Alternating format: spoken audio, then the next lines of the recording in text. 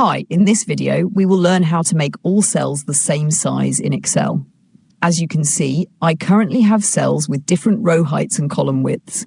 To make everything uniform, we'll first select the entire worksheet. To do that, click on the top left corner of the sheet, right between the row numbers and column letters. This will select all cells at once. Now, to make all columns the same width, move your cursor to the border of any column header.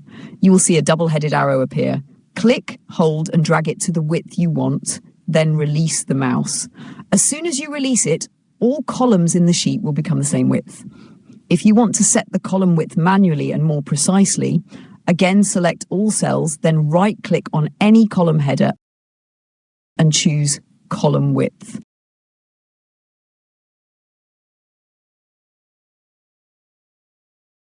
Now type the width you want, for example 11, and click OK. You'll see that every column now has the exact same width. Now let's do the same for rows. Go to the row headers. Move your cursor to the border of any row number until the double-headed arrow appears. Click, hold, and drag to your desired height, then release it. All rows will instantly become the same height.